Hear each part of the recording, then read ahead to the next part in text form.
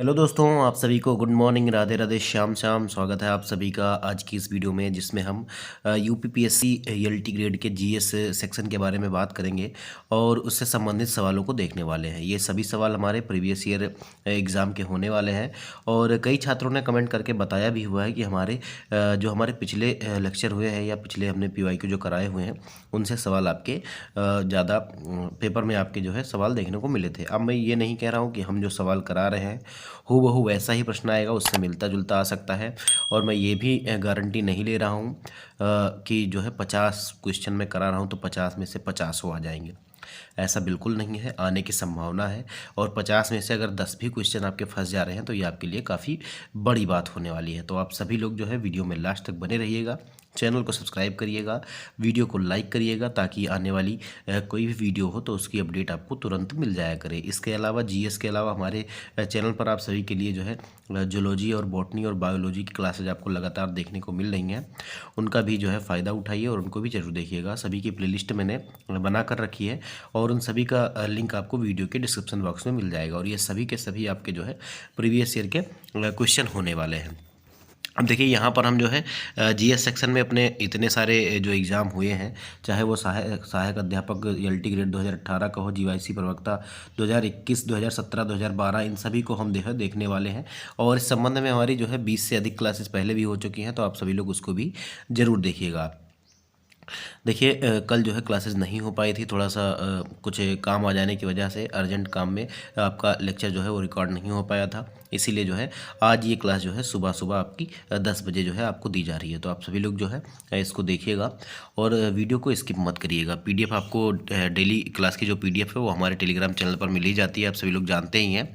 और जो है अगर आपने टेलीग्राम चैनल को अभी तक ज्वाइन नहीं किया है तो उसको ज्वाइन कर लीजिएगा, उसका लिंक भी आपको वीडियो के डिस्क्रिप्शन बॉक्स में मिल जाएगा। तो हमारा पहला सवाल क्या है कि अकबर ने किस वर्ष जो है पहली बार जजिया कर को जो है समाप्त कर दिया गया था। अकबर के द्वारा जो है किस वर्ष पहली बार जजिया कर को समाप्त किया गया था, ये आपको बताना है। देखिए, थोड़ा सा नीचे मैं इसलिए रख रहा हूँ ताकि आपको ऑप्शन ना दिखे, अभी जो है एक बार जब मैं बता दूंगा। और ये क्योंकि ये पहला क्वेश्चन है इसीलिए स्क्रीन पर एडजस्ट करने में थोड़ा सा दिक्कत हो रहा है, तो आप सभी लोग थोड़ा सा जो है मैनेज करिएगा।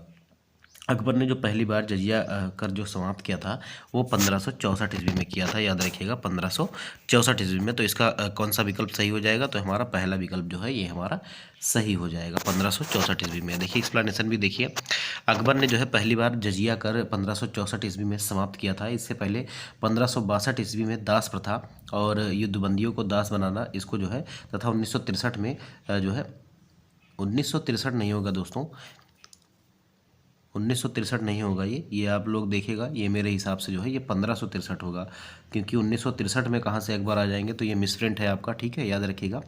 इसमें जो है तीर्थयात्रा कर को जो है इन्होंने समाप्त कर दिया गया था।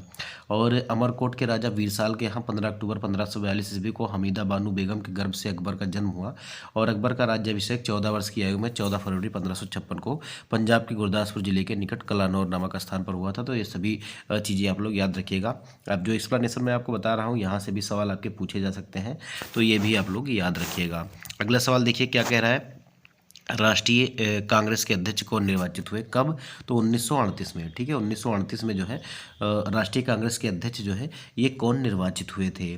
अब देखिए, कुछ लोग तो कंफ्यूज हो जाते हैं कि 1938 और 1939 में कौन था। तो देखिए 1948 में जो है हरिपुरा अधिवेशन हुआ था, और जैसे ही हरिपुरा अधिवेशन की बात आएगी तो यहाँ पर सुभाष चंद्र बोस जी जो है अध्यक्ष जो है निर्वाचित हुए थे। और उसके बाद 1939 में भी ये निर्वाचित हुए थे। अगर 1939 होता क्वेश्चन में तो भी यही ऑप्शन आपका सही होता, लेकिन इन्होंने जो है विवाद के चलते अनबन थी आपस में कांग्रेस कार्य समिति में, इसीलिए इन्होंने इस्तीफा दे दिया था। और महात्मा गांधी से भी थोड़ा सा इनका मतभेद था, इन्होंने जो है इस्तीफा दे दिया था 1939 में, ठीक है। तो ये चीज़ आप याद रखिएगा। बाकी आप जानते हैं JB कृपलानी जो है ये कब थे, तो ये जो है 1946 में जब अधिवेशन हुआ था तो ये जो है इसके अध्यक्ष थे JB कृपलानी जी।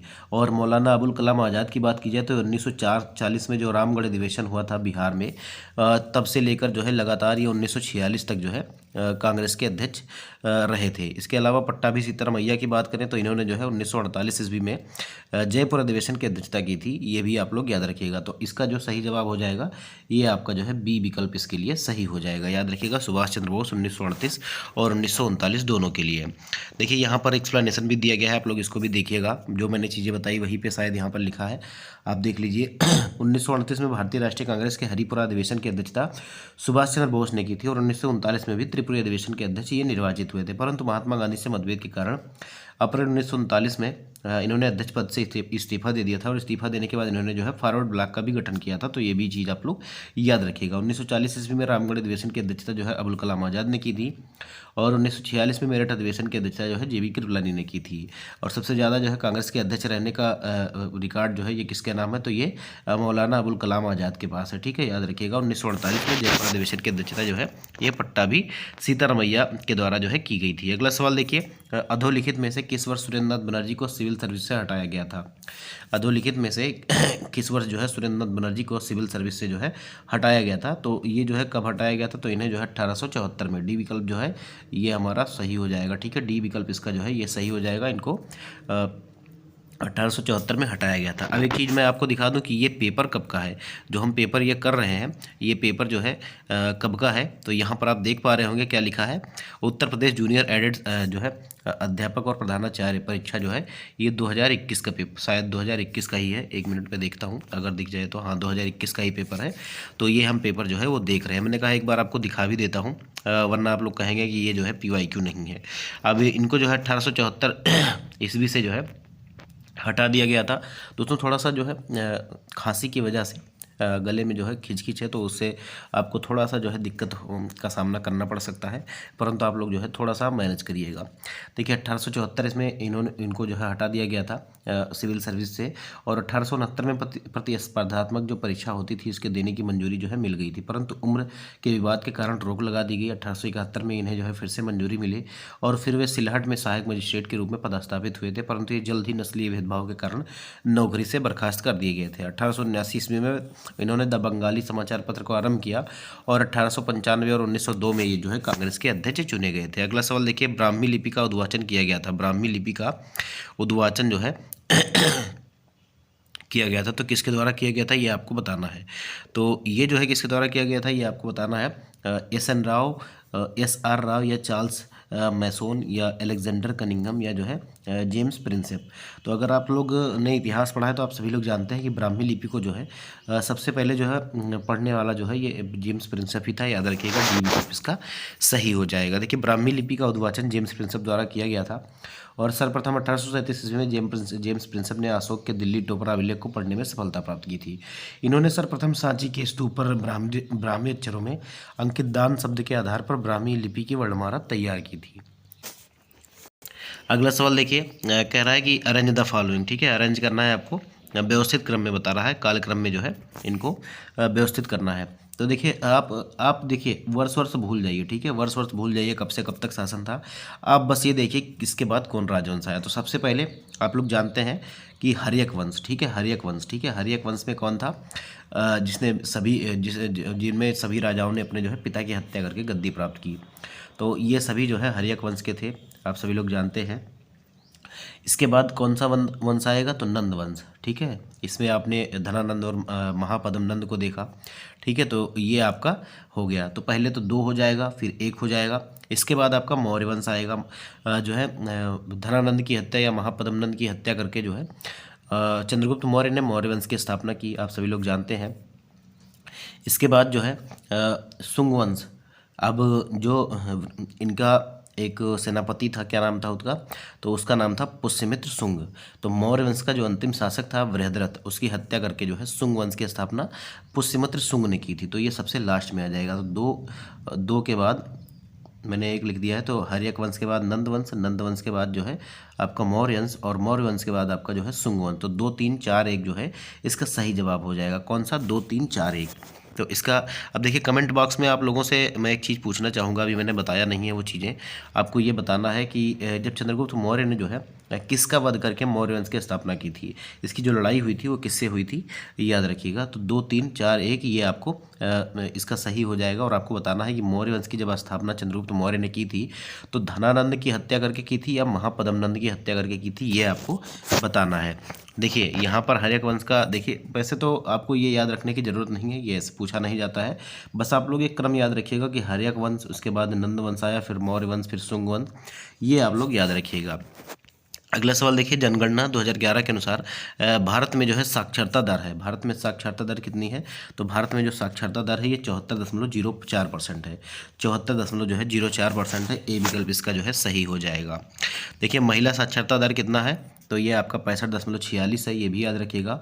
और पुरुष साक्षरता दर जो है भाई ये 82.14% है, ठीक है, 82.14% है। तो ये दोनों अलग अलग भी आप लोग याद रखिएगा, क्योंकि ये अलग अलग पूछा जाता है। परंतु 2011 की जनगणना के अंतिम आंकड़ों के अनुसार भारत की साक्षरता दर जो है 73% है, जिसमें 80 जो है 80.9% पुरुष और 64.6% महिला साक्षरता है।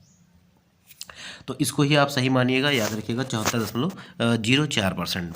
अगला सवाल देखिए, 2021-22 के अंतर्गत मुख्यमंत्री समग्र संपदा योजना के लिए कितना आवंटन जो है ये किया गया है, ये आपको बताना है।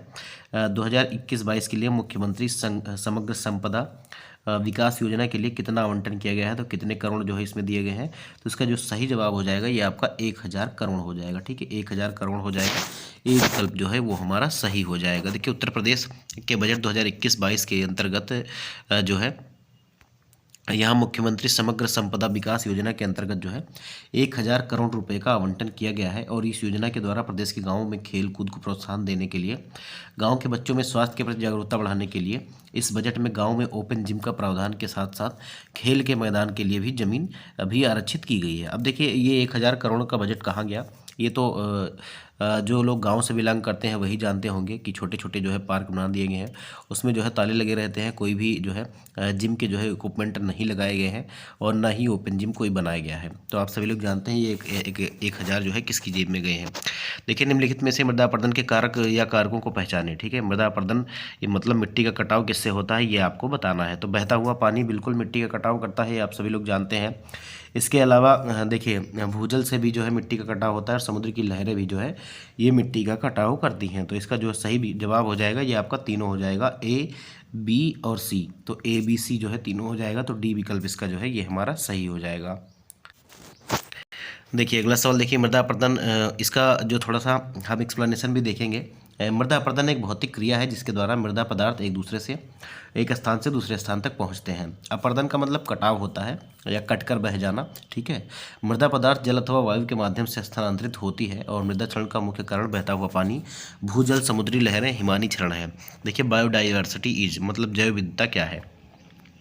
अब जैव विविधता है क्या आनुवांशिक विभिन्नताएं हैं, या पृथ्वी पर उपस्थित सभी जैविक जातियां हैं, या जो है जैविक समुदायों की विभिन्नता है, या पारिस्थितिकी तंत्र की विभिन्नताएं हैं। तो इसमें से जो है आपको बायोडाइवर्सिटी के अंतर्गत क्या क्या आता है ये आपको बताना है। तो इसका जो सही जवाब हो जाएगा ये आपका कौन सा हो जाएगा दोस्तों, तो इसमें अगर हम देखें तो ये तीनों चीज़ें सम्मिलित की जाती हैं, आनुवांशिक जो है विभिन्नताएं भी, और पृथ्वी पर उपस्थित सभी जैविक जातियां मतलब अलग अलग जाति के जो जीव पाए जाते हैं, जैविक समुदायों की विभिन्नता भी इसमें सम्मिलित की जाती है, और पारिस्थितिकी तंत्र की विभिन्नताएं भी इसमें शामिल की जाती हैं।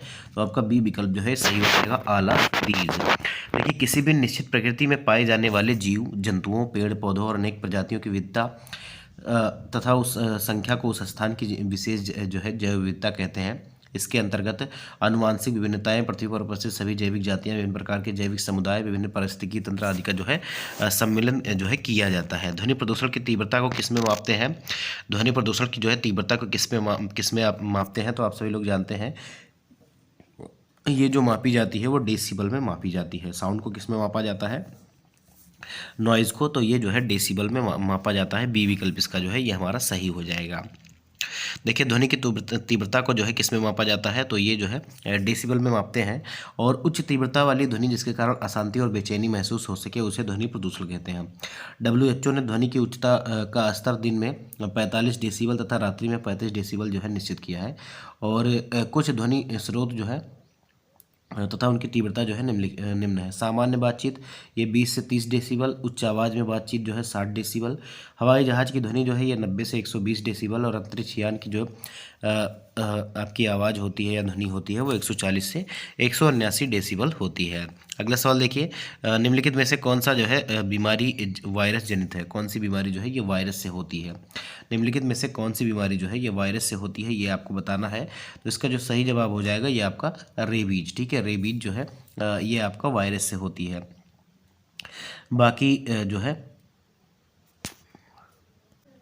बाकी अगर हम बात करेंगे तो हमारा जो मियादी बुखार होता है ये आपका बैक्टीरिया से जनित रोग है। और अगर हम बात करेंगे ल्यूकीमिया की, तो एक प्रकार का जो है आपका रक्त कैंसर है। और फाइलेरिया जो है ये सूत्र जो है कृमियों के कारण होता है। तो यहाँ पर रेबीज जो है डी विकल्प इसका सही हो जाएगा। कैसे सही हो जाएगा, देखिए दिए गए प्रश्न में जो वायरस जनित रोग हैं ये रेबीज है। और अन्य वायरस जनित रोगों के भी नाम जान लीजिए, जो है एड्स, चेचक, पोलियो और जो है डेंगू जो है ट्रैकोमा और खसरा। अब देखिए मियादी बुखार ये बैक्टीरिया से होता है जो साल्मोनेला टाइफोसा नामक जीवाणु से होता है। ल्यूकीमिया देखिए यह एक प्रकार का जो है रक्त कैंसर है जो रक्त और अस्थिमज्जा से संबंधित है। और फाइलेरिया यह रोग अनेक प्रकार के सूत्रकृमियों के कारण होता है। अगला सवाल देखिए ईसीजी आपने देखा होगा, ईसीजी का जो है टेस्ट किया जाता है और ये ग्राफ के रूप में आपका दिखता है। जब डॉक्टर जो है ईसीजी का टेस्ट करते हैं तो आपको कुछ ऐसी लाइन आपको देखने को मिलती है। ठीक है, ऐसे ऐसे आपका देखने को मिलता है, ये एक ग्राफ बनता है। तो यहाँ पर आपसे पूछा जा रहा है कि ईसीजी जो है किस अंग की विद्युतीय गति का जो है ग्राफीय प्रदर्शन है। तो ये किसका है ये आपको बताना है। तो ये जो है ये हार्ट का होता है। ठीक है, ये हार्ट का होता है। ए विकल्प जो है ये हमारा सही हो जाएगा। ठीक है, इसे कहते हैं हम ईसीजी को क्या कहते हैं, इलेक्ट्रो जो है कार्डियोग्राफी कहते हैं। याद रखिएगा, इलेक्ट्रो कार्डियोग्राफी कहते हैं। तो ये हार्ट की जो है गति का जो है ये ग्राफीय प्रदर्शन के रूप में आपको दिखता है। तभी आप देखिए, जब आप देखते हैं, मैं फिर से आपको दिखाता हूँ, एक लाइन ऐसी जाएगी और ये ऐसे ऐसे करके फिर ऐसे हो जाएगी, फिर ऐसे ऐसे करके ऐसे होगी, फिर ऐसे। अगर आपने कभी कभी ईसीजी टेस्ट कराया होगा कभी ना कभी या किसी का देखा होगा तो ऐसे ही आपने देखा होगा। देखिए ईसीजी या इलेक्ट्रोकार्डियोग्राफी जो है के माध्यम से हृदय के विद्युतीय गति का ग्राफीय प्रदर्शन किया जाता है और इसके द्वारा दिल से संबंधित बीमारियों का पता लगता है, जैसे ऑक्सीजन की कमी, रक्तवाहिकाओं में परेशानी, हार्ट आर्टरीज में ब्लॉकेज, नसों में ब्लॉकेज, सीने में दर्द, जलन इत्यादि, इससे ये सब पता चलता है। देखिए यहाँ पर कुछ फार्मूले लिखे गए हैं और ये आपको बताना है। ठीक है, ये आपको बताना है कि ये जो है किसके उदाहरण है। अब आप लोग देख पा रहे होंगे, ये आप देख लीजिएगा। ठीक है, ये आपके कुछ आपके जो है फार्मूले लिखे हुए हैं, तो ये आप लोग देख लीजिएगा और आपको बताना है कि ये जो है ये किसके उदाहरण है। ठीक है, तो ये देखो समस्थानिक है सभी जो है, आप सभी लोग जानते ही होंगे, कार्बन के भी समस्थानिक होते हैं, हाइड्रोजन के भी होते हैं। तो ये सब वही लिखा हुआ है और ये जो है ये किसके उदाहरण है, तो ये आपका जो है आइसोटोप्स हैं समस्थानिक। ठीक है, ये आपके जो है ये समस्थानिक है। अगर आप देखेंगे तो इनका जो है परमाणु क्रमांक आपको बदलता नहीं दिख रहा है। देखिए परमाणु क्रमांक यहाँ पर भी 6 है और यहाँ पर भी 6 है और इसका भी 1 है और इसका भी 1 है। फिर क्लोरीन का देखेंगे, इसका भी 17 है और इसका भी 17 है। तो इसीलिए जो है ये आपके क्या हो जाएंगे, तो ये आइसोटोप्स हो जाएंगे, ये आपका समस्थानिक हो जाएंगे। ठीक है, इनका जो है आइसोटोप्स ऐसे होते हैं, समस्थानिक एक ही तत्व के वे परमाणु होते हैं जिनकी परमाणु संख्या जो है या परमाणु क्रमांक जो है ये समान होता है। चलिए देखते हैं, यहाँ पर देखिए आपको कहा गया है कि ये सभी जो है आपके, चाहे वो क्लोरीन के हो या हाइड्रोजन के हो या आपका जो है कार्बन के हो, ये सभी जो है समस्थानिक के उदाहरण है। और समस्थानिक जो है एक ही तत्व के परमाणु जिनकी परमाणु संख्या क्रमांक जो है समान होते हैं परंतु परमाणु भार अलग अलग होता है। अब आप सभी लोग देख पा रहे होंगे, इसका परमाणु भार 12 है, इसका 14 है। ठीक है, इसका जो है 3 है और इसका 1 है, इसका 35 है और इसका 37 है। तो इसके जो है परमाणु क्रमांक सभी के जो है सेम है लगभग। देखिए इसका दोनों का भी सेम है और इसका दोनों का भी सेम है। अगला सवाल देखिए, निम्नलिखित में से कौन सा अम्ल मुख्यतः जो है टमाटर में उपस्थित होता है। निम्नलिखित में से कौन सा अम्ल जो है ये मुख्यतः आपका टमाटर में देखने को मिलता है। तो इसका जो सही जवाब हो जाएगा टमाटर में साइट्रिक और जो है मौलिक एसिड आपको देखने को मिलता है। ठीक है, ये आपका डी विकल्प इसका सही हो जाएगा। अगला सवाल देखिए, 15 नंबर का सवाल है कि इन विच ईयर, मतलब कौन सा जो है पेरिस में 21वां संयुक्त राष्ट्र जलवायु परिवर्तन शिखर सम्मेलन कब आयोजित हुआ था। इन विच ईयर 20 जो है first United nation climate change summit was held in Paris. तो ये कब हुआ था, ये आपको बताना है। तो इसका जो सही जवाब हो जाएगा ये आपका जो है 2015 में हुआ था। ठीक है, 2015 में हुआ था। इसका सी विकल्प जो है ये हमारा सही हो जाएगा। अगला सवाल देखिए, हुच one of the following is not correctly match.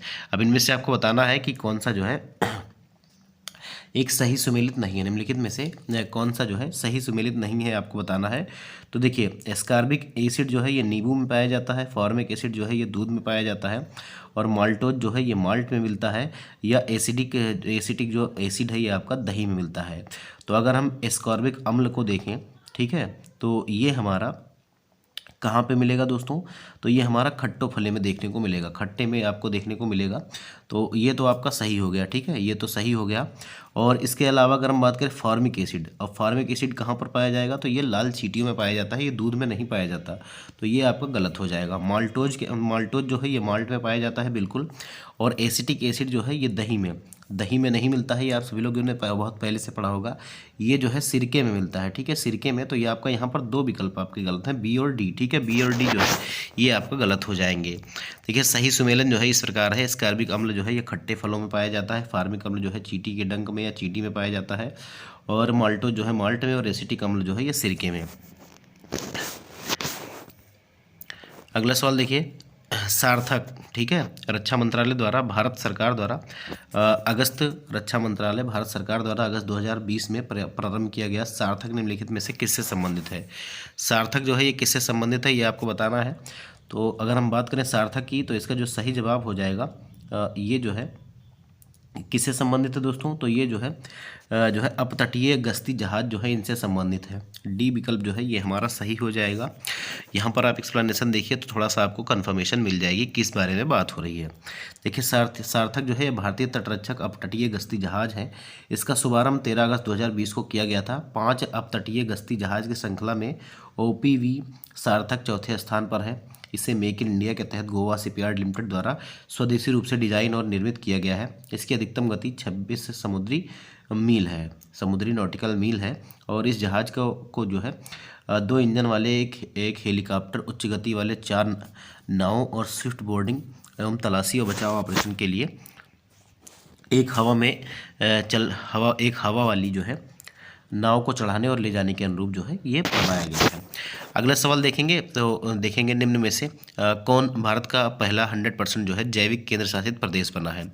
तो कौन भारत का जो है 100% जैविक जो है केंद्र शासित जो है प्रदेश बना है। तो इसका जो सही जवाब हो जाएगा ये आपका लक्षद्वीप हो जाएगा। ठीक है, लक्षद्वीप, ए विकल्प जो है ये हमारा सही हो जाएगा। देखिए, कृषि मंत्रालय द्वारा लक्षद्वीप को भारत का पहला जो है 100% जैविक केंद्र शासित प्रदेश घोषित किया गया है। इस केंद्र शासित प्रदेश में सभी कृषि कार्य बिना सिंथेटिक उर्वरक और कीटनाशकों के संपन्न से किया जाता है। लक्षद्वीप से पहले सिक्किम भारत का जो है पहला 100% जैविक राज्य है। अब देखिए, राज्य की बात हो जाएगी तो यहाँ पर सिक्किम हो जाएगा। अगर केंद्र शासित प्रदेश की बात हो जाएगी तो आपका लक्षद्वीप हो जाएगा। अगला सवाल देखिए कि निम्न घटनाओं को उनके कालक्रम के अनुसार जो है व्यवस्थित कीजिए। साइमन आयोग की नियुक्ति, जलियांवाला बाग हत्याकांड, और फिर महात्मा गांधी की दांडी यात्रा, और फिरोज शाह मेहता की मृत्यु। अगर आप देखेंगे तो फिरोज शाह मेहता की जो मृत्यु हुई थी ये आपका जो है 1915 में हुई थी, 1915 में हुई थी। और आपने देखा जलियांवाला बाग इतना चर्चित है, तो ये कब हुआ था, 13 अप्रैल 1919। तो हम इसको जो है 1919 ही रखते हैं। और साइमन आयोग की नियुक्ति जो है वो 1927 में की गई थी, 1927 में। और जो दांडी या मार्च था आपका ये 1930 में था। दांडी मार्च कब से था, तो कब तक था, तो ये 1930 में था, याद रखिएगा। अब देखिए, डेट हमने क्यों नहीं लिखी, डेट हमने इसीलिए नहीं लिखी क्योंकि ये घटनाएं जो हैं ये अलग अलग वर्ष की हैं। तो यहाँ पर हमको जो है कोई कन्फ्यूजन नहीं होगी, हम केवल वर्ष लिख लेंगे। तो सबसे पहले फिरोज शाह मेहता की मृत्यु हो जाएगी 4 देखिए इसमें भी दिया गया है और बी में भी दिया गया है। इसके बाद आपका जो है 1915 के बाद जो है 1919 की घटना होगी, जलियांवाला बाग हत्याकांड हो जाएगा। तो 4 के बाद 2, अब 4 के बाद 2 केवल एक ही विकल्प में है, तो 4, 2, 1, 3 जो है ये ए विकल्प सही हो जाएगा। यहाँ पर देखिए, फिरोज शाह मेहता की जो मृत्यु हुई थी ये 5 नवंबर 1915 को हुई। जलियांवाला बाग हत्याकांड 13 अप्रैल 1919 को। साइमन आयोग की नियुक्ति 8 नवंबर 1927 को, और महात्मा गांधी की दांडी यात्रा 12 मार्च 1930 को। अगला सवाल देखिए, निम्नलिखित नेताओं में से किसने क्रांतिकारी संगठन जो है अभिनव भारत का जैसे ही नाम आएगा आप सभी लोग जानते हैं, इसका जो है सी विकल्प सही हो जाएगा, विनायक दामोदर सावरकर। इन्होंने जो है 1904 में अभिनव भारत समाज की जो है स्थापना की थी, तो सी विकल्प इसका सही हो जाएगा। देखिए, अभिनव भारत की स्थापना इन्होंने जो है 1904 में की थी। इसको मित्र मेला के नाम से भी पहले जाना जाता था, और अभिनव भारत की शाखाएं महाराष्ट्र के अलावा कर्नाटक और मध्य प्रदेश में भी स्थापित की गई थी। इस संस्था का वार्षिक सम्मेलन गुप्त रूप से होता था।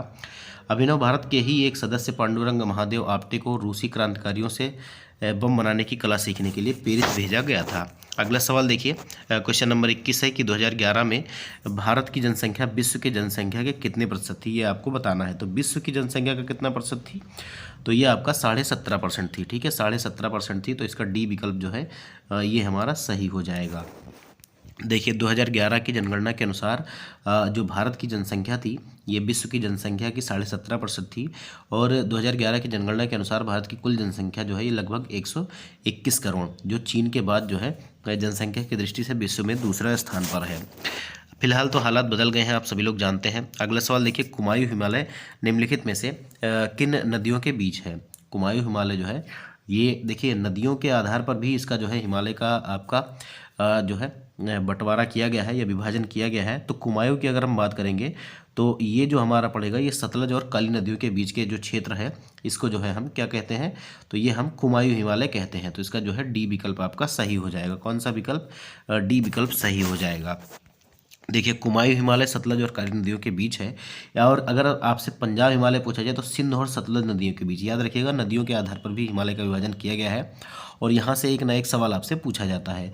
नेपाल हिमालय ये काली और तीस्ता नदियों के बीच है, और असम हिमालय जो है ये तीस्ता और दिहांग नदियों के मध्य स्थित है। ठीक है, बाकी आपने कुमायूं हिमालय देख ही लिया कि सतलज और काली नदियों के बीच में है। ठीक है, याद रखिएगा, इसका जो है डी विकल्प हमारा सही हो जाएगा। अगला सवाल देखिए, हरित क्रांति का संबंध है। हरित क्रांति का संबंध किससे है ये आपको बताना है। तो हरित क्रांति का संबंध जो है ये आपका खाद्यान्न उत्पादन से है। खाद्यान्न उत्पादन से है, ए विकल्प जो है ये हमारा सही हो जाएगा। देखिए, हरित क्रांति खाद्यान्न फसलों के उत्पादन से संबंधित है, और हरित क्रांति 1960 के दशक में नॉर्मन बोरलॉग के द्वारा शुरू की गई थी। उन्हें विश्व में हरित क्रांति के जनक के रूप में जाना जाता है, और भारत में हरित क्रांति के जनक मुख्य रूप से एम एस स्वामीनाथन को माना जाता है। भारत में हरित क्रांति के परिणाम स्वरूप खाद्यान्न विशेषकर गेहूं और चावल के उत्पादन में जो है काफ़ी ज़्यादा वृद्धि हुई थी। हाई यील्डिंग वैरायटी का प्रयोग करके और उर्वरकों का प्रयोग करके भारी वृद्धि जो है उत्पादन में की गई थी। अगला सवाल देखिए कि भारत का कौन सा समुद्र तट प्रायः जो है चक्रवात से प्रभावित रहता है। तो कौन सा तट जो है प्रायः चक्रवात से ही प्रभावित रहता है, तो ये आपका डी विकल्प सही हो जाएगा। उड़ीसा का तट जो बंगाल की खाड़ी की तरफ स्थित है, याद रखिएगा। देखिए, भारत का उड़ीसा समुद्र तट प्रायः जो है चक्रवात से प्रभावित रहता है, और भारत की संपूर्ण तटरेखा विशेष रूप से पूर्वी तट चक्रवातों के लिए संवेदनशील है, जबकि भारत का पश्चिमी तट चक्रवातों की प्रबलता और आवृत्ति दोनों ही संदर्भ में जो है चक्रती यहाँ पर जो है चक्रवात कम आते हैं आपके जो है पश्चिमी तट पे, लेकिन पूर्वी जो है तट पर ज़्यादा आते हैं। अगला सवाल देखिए, निम्नलिखित में से कौन सा भारत का सबसे बड़ा रेलखंड है। सबसे बड़ा रेलखंड कौन सा है ये आपको बताना है। तो इसका जो सही जवाब हो जाएगा वो आपका हो जाएगा उत्तर रेलवे खंड। ठीक है, उत्तर रेलवे खंड। तो इसका जो है सी विकल्प आपका सही हो जाएगा। सी विकल्प जो है ये हमारा सही हो जाएगा। अगला सवाल देखिए, पहले हम इसका एक्सप्लेनेशन देख लेते हैं। भारत का सबसे बड़ा जो रेलखंड है ये उत्तर रेलवे खंड है, जिसका मुख्यालय नई दिल्ली में है, और इस मंडल के अंतर्गत दिल्ली 1, दिल्ली 2, अम्बाला, फिरोजपुर, लखनऊ, मुरादाबाद डिवीजन जो है इसमें शामिल किए जाते हैं। अगला देखिए, यहाँ का जो है सवाल दिया गया है, तो इसको आप लोग सॉल्व करिएगा। ये रीजनिंग का सवाल है। यहाँ पर यफ कितने नंबर पर आता है, तो 6 नंबर पर आता है, तो इसका जो है क्यूब कर दिया गया है।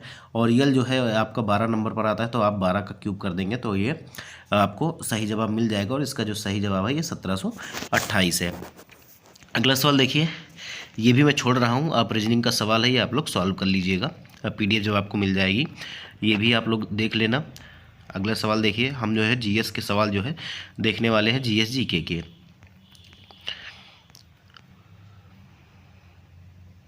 देखिए, यहाँ पर कहा जा रहा है कि सदस्यता बताइए। प्रयागराज जो है अब आप सभी लोग जानते हैं प्रयागराज जो है गंगा नदी के किनारे स्थित है।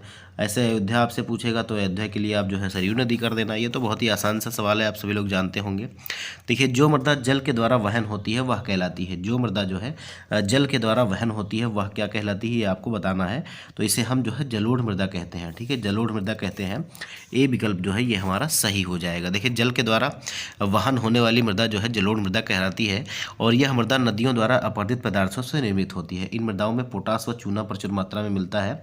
फास्फोरस, नाइट्रोजन और जीवांश का अभाव होता है।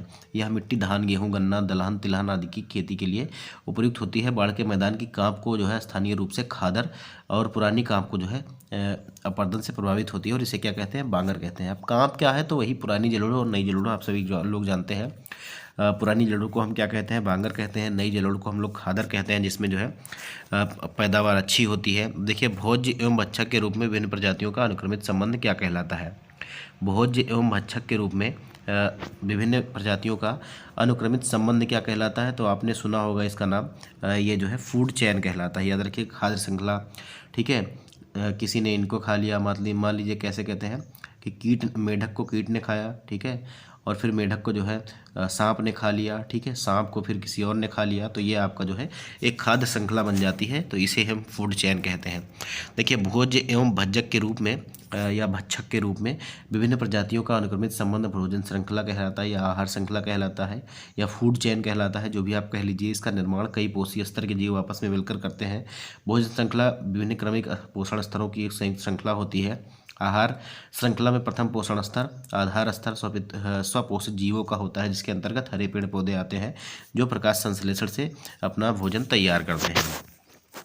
अगला सवाल देखिए, समुद्र तल पर रहने वाले जंतुओं को कहते हैं, समुद्र के तल पर रहने वाले जंतुओं को क्या कहते हैं, तो इनको जो है हम बेंथिक कहते हैं, बेंथिक कहते हैं। डी विकल्प जो है ये हमारा सही हो जाएगा। यहाँ पर लिखा भी हुआ है कि समुद्र तल के ऊपर जो है या समुद्र तल पर रहने वाले जंतुओं को बेंथिक कहा जाता है। बेंथिक जीव बहुत महत्वपूर्ण होते हैं क्योंकि वे जल की गुणवत्ता के अच्छे संकेतक होते हैं। बेंथिक जोन नितल स्थल क्षेत्र, जल के निम्नतम स्तर का पारिस्थितिकी क्षेत्र है या जलीय पारिस्थितिकी तंत्र के स्वास्थ्य में महत्वपूर्ण भूमिका निभाता है।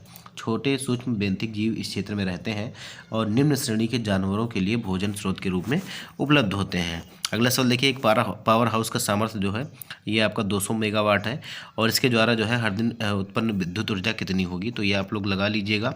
ठीक है, देखिए आप, ये फार्मूला आपका दिया गया है P बराबर जो है W/T, तो ये इस फार्मूले से आप जो है इसको लगा सकते हैं। देखिए, राष्ट्रीय विज्ञान दिवस, राष्ट्रीय विज्ञान दिवस कब मनाया जाता है, तो राष्ट्रीय विज्ञान दिवस जो है ये जो है सर CV रमन को याद किया जाता है और इसका जो सही जवाब हो जाएगा ये 28 फरवरी हो जाएगा। 28 फरवरी को सी विकल्प जो है ये हमारा सही हो जाएगा। देखिए, राष्ट्रीय विज्ञान दिवस प्रतिवर्ष 28 फरवरी को मनाया जाता है। इसका उद्देश्य लोगों में विज्ञान के प्रति जागरूकता को बढ़ाना है। 28 फरवरी 1928 को भौतिक विज्ञानी सर CV रमन द्वारा रमन प्रभाव की खोज को चिन्हित करने के लिए इस दिवस को जो है मनाया जाता है। इस खोज के लिए CV रमन को जो है 1930 में भौतिक में नोबेल पुरस्कार से सम्मानित किया गया था। अगला सवाल देखिए, भारतीय केंद्र सरकार द्वारा प्रारंभ किया गया मिशन जल जीवन हर घर में एक नल का लक्ष्य जो है सर्वप्रथम किस राज्य ने पूर्ण किया है, तो सबसे पहले कौन से राज्य ने पूर्ण किया ये आपको बताना है। तो इसका सही जवाब आपका हो जाएगा गोवा। ठीक है, गोवा हो जाएगा।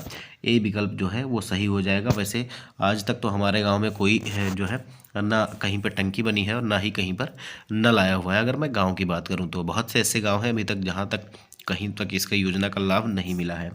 देखिए, भारतीय केंद्र सरकार द्वारा प्रारंभ किया गया मिशन जल जीवन हर घर में एक नल का लक्ष्य जो है सर्वप्रथम गोवा राज्य ने पूर्ण किया और इस मिशन की घोषणा 15 अगस्त 2019 को प्रधानमंत्री मोदी द्वारा की गई थी। वर्ष 2024 तक हर ग्रामीण घर तक जो है नल से जल पहुंचाने की सरकार की प्रतिबद्धता के तहत पिछले 30 महीनों में 5.77 करोड़ घरों तक जो है नल से जल जो है पहुंचाया गया है। गोवा, हरियाणा, तेलंगाना, अंडमान निकोबार द्वीप समूह, पुडुचेरी, दादर और नगर हवेली, दामन और दीव में हर ग्रामीण के जो है घर में जल से आपूर्ति जो है हो रही है नल से।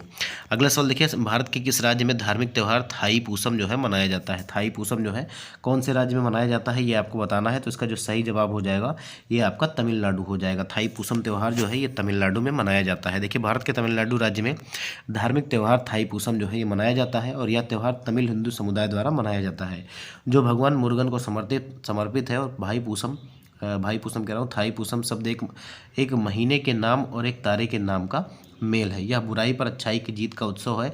यह त्यौहार केरल में थाईपुसम और के रूप में मनाया जाता है। यह त्यौहार यूएसए, श्रीलंका, अफ्रीका, थाईलैंड जैसे अन्य देशों में भी तमिल समुदाय के द्वारा जो है मनाया जाता है। देखिए, किसानों की आय बढ़ाने हेतु किस राज्य ने जो है किसान कल्याण मिशन का शुभारंभ किया है? तो कौन से राज्य ने शुभारंभ किया है? तो इसका सही जवाब हो जाएगा उत्तर प्रदेश। देखिए, किसान का कल्याण हो जाएगा, ए विकल्प जो है ये हमारा सही हो जाएगा, याद रखिएगा। देखिए, किसानों की आय बढ़ाने हेतु उत्तर प्रदेश ने 6 जनवरी 2021 को किसान कल्याण मिशन का शुभारंभ किया। इसके लिए सरकार कृषि मेले का आयोजन कर किसानों को खेती से जुड़ी नई तकनीकों और उपकरणों से संबंधित जानकारी उपलब्ध करवाएगी। अगला सवाल देखिए, वर्ष 2020 का जो है बुकर पुरस्कार किस पुस्तक के लिए दिया गया है? तो ये उस टाइम का जो है करंट अफेयर्स का सवाल था। तो इसका जो सही जवाब हो जाएगा ये जो है किसको मिला है? तो यहाँ पर आप देखेंगे डगलस स्टुअर्ट को मिला है, याद रखिएगा, डगलस स्टुअर्ट को। और किसके लिए? तो उनके उपन्यास जो है सग्गी बेन के लिए, ठीक है, सग्गी बेन के लिए। तो ए विकल्प जो है ये हमारा सही हो जाएगा। देखिए, वर्ष 2020 का जो है बुकर पुरस्कार ये स्कॉटिश अमेरिकन जो लेखक हैं इनको मिला है। इनका नाम है डगलस स्टुअर्ट और इनके जो उपन्यास है सग्गी बेन के लिए इनको दिया गया है। वर्ष 2021 के लिए बुकर पुरस्कार दक्षिण अफ्रीका के नाटककार और उपन्यासकार डेमन गलगुट को उनके उपन्यास द प्रॉमिस के लिए दिया गया। अगला सवाल देखिए, क्वेश्चन नंबर 40 है कि हाल ही में भारत और अफगानिस्तान की सहमति से सहतूत बांध किस नदी पर निर्मित होगा? देखिए, इंपॉर्टेंट है, इसको याद रखिएगा, ठीक है। ये आपसे फिर से पूछा जा सकता है। ये जो सहतूत बांध है ये किस नदी पर बनाया जाएगा ये आपको बताना है। तो ये जो है ये मैदान नदी पर बनाया जाएगा। सी विकल्प इसका जो है ये हमारा सही हो जाएगा।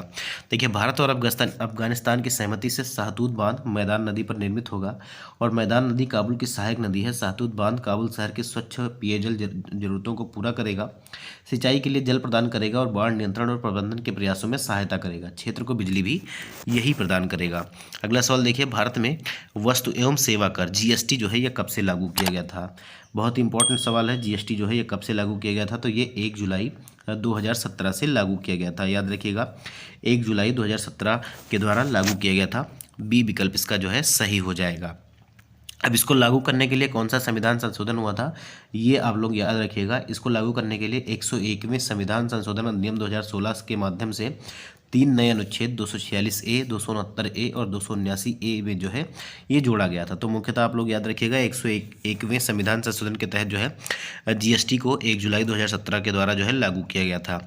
अगला सवाल देखिए, पुडुचेरी किस उच्च न्यायालय के क्षेत्राधिकार में आता है? पुडुचेरी जो है ये किस जो है उच्च न्यायालय के क्षेत्राधिकार के अंतर्गत आता है? तो इसका सही जवाब हो जाएगा मद्रास हाई कोर्ट के, ठीक है, मद्रास हाई कोर्ट के ये जो है अधिकार क्षेत्र में आता है। तो इसका सी विकल्प जो है ये हमारा सही हो जाएगा। देखिए, पुडुचेरी जो है ये मद्रास उच्च न्यायालय के क्षेत्राधिकार के अंतर्गत आता है और भारतीय संविधान के अनुच्छेद 214 के अनुसार प्रत्येक राज्य के लिए एक उच्च न्यायालय होगा, परंतु अनुच्छेद 231 के तहत संसद विधि बनाकर 2 या 2 से अधिक राज्यों अथवा किसी संघ शासित प्रदेशों के लिए एक ही उच्च न्यायालय स्थापित कर सकती है।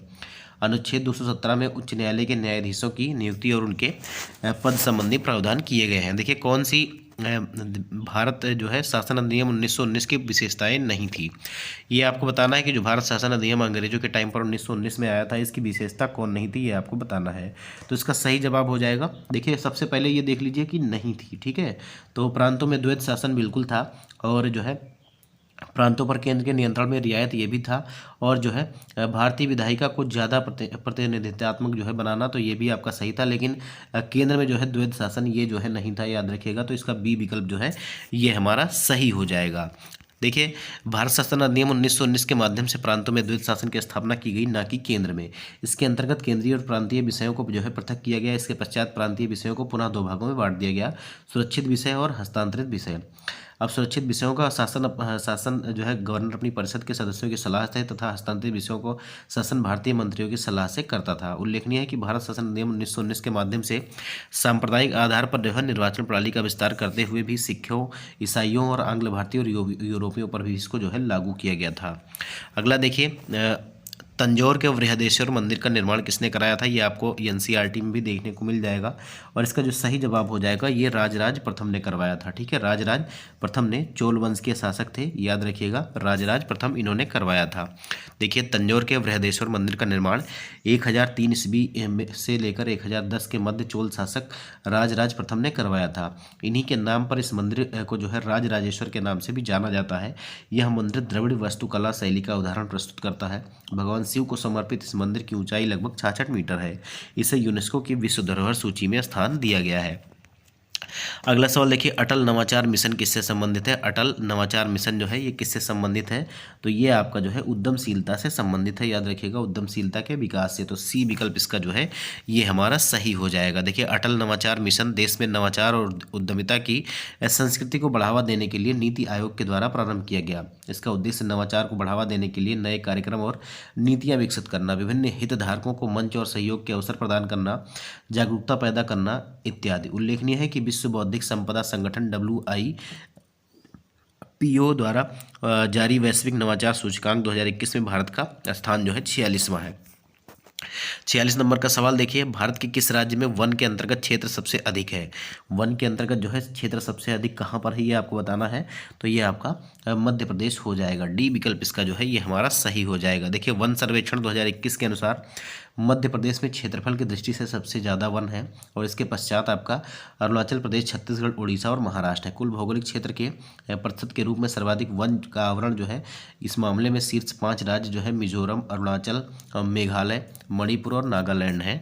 तो इसका जो है हमारा मध्य प्रदेश जो है इसका सही हो जाएगा। अगला सवाल देखिए, 47 नंबर का सवाल, निम्नलिखित में से कौन सी नदी जो है डेल्टा नहीं बनाती है।